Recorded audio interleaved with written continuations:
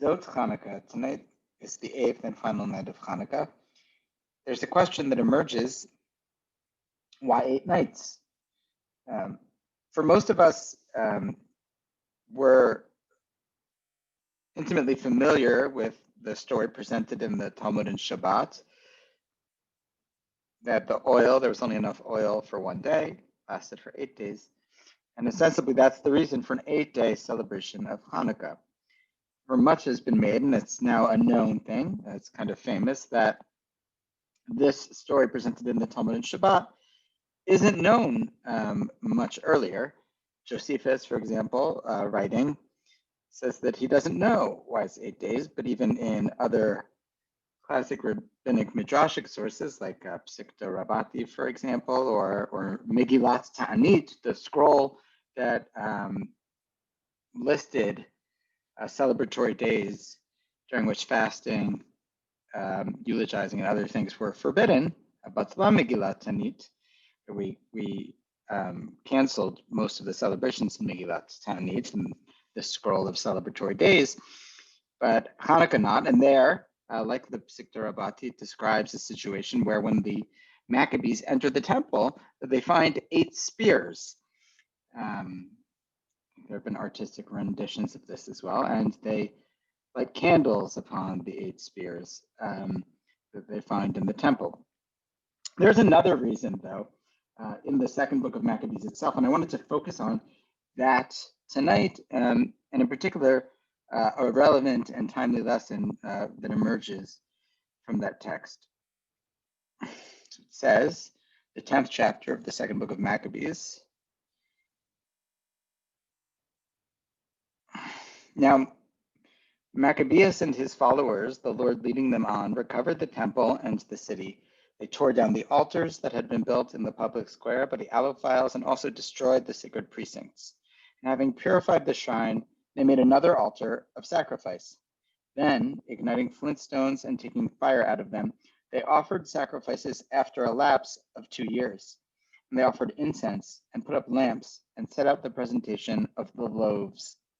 When they had done this, they fell prostrate and implored the Lord that they might never again fall into such misfortunes, but that if they should ever sin, they might be disciplined by him with forbearance and not be handed over to blasphemous and barbarous nations. It happened that on the same day on which the shrine had been profaned by the Allophiles, the purification of the shrine took place. That is, on the 25th day of the same month, which was Kislev. They celebrated it for 8 days. This is the key part here. They celebrated it for 8 days with rejoicing in the manner of converts, remembering how not long before, during the Feast of Tents, they had been inhabiting the mountains and caves like wild animals.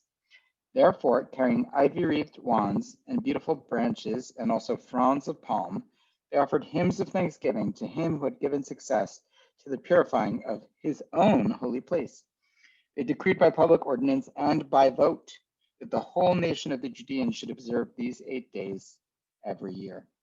Such then was the end of Antiochus, who was called Epiphanes.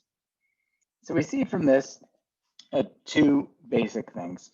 One, the 8 days has an aspect of tikkun, of fixing, of remembering, of making up for the missed holiday of Sukkot.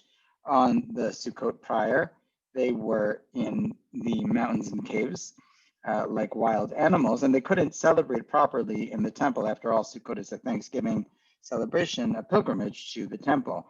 And so they engaged in an 8-day celebration with palm fronds and ivy-wreathed wands. So it's not exactly the formal Sukkot, but it's something like Sukkot. They have the lulav, and they're in the temple, and they sing psalms of thanksgiving for 8 days, recalling the circus of the Hoshanot and the general temple Sukkot celebration. So it's a makeup, in a sense, because they missed it, because they're in war. And along with that, importantly, they pray that if ever again they're to be punished in this way, it won't result in their having to forego observance. Another notable feature is that it says they observed the holiday like converts. Because they had been away from the observance, when they came to it, it was new to them. It was fresh. And there's a sense in the text even that there's a great appreciation that was missing before of the holidays that they had. This Hanukkah, as we have the 8 lights lit, this is perhaps the most pertinent and relevant lesson. How much of our lives, but in particular here of our religious worship in our synagogues, mikdashei ma'at, right, little sanctuaries, how much of that have we had to forgo? How much of our normal religious lives have we missed? And how great is our desire to make it up? And if ever again this sort of thing is to happen, that we might pray for forbearance, that we be punished in ways that, I'm not saying the coronavirus is a punishment, we look at it like that, but just if difficult things are going to face us, they not be things that take us away from the religious observance we love. And I think we saw this already even in our community. When we returned to prayer, some of us returned to prayer. It's important to note that many people never were able to do that. But for those that did return to prayer, even outside, even modified, but there was a great appreciation for the place that holds, for what it can offer. Newfound desire by many people that hadn't traditionally wanted to go to as many prayer services to come to pray. And in fact, a reorientation of the social aspects of shul, more centrally fixated on prayer, because we're getting the job done now more. And so we're not doing all the other things. And so prayer, kind of a sideshow before, becomes the focus. Now, I think all of us look forward to a day when synagogue will be social again, or maybe not all of us, but many of us.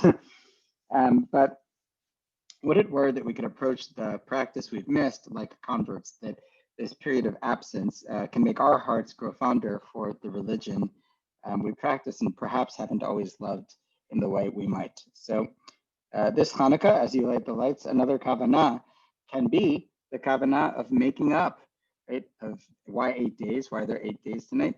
It could be the miracle of the oil, but it could be a makeup, right? For the 8 days of a missed Sukkot. So as we light the Hanukkah candles, this is a chance to reflect on how and what we'll be making up, what we've missed, what opportunities in life have missed, and how we can kindle those flames still at this dark time of winter in our own creative ways.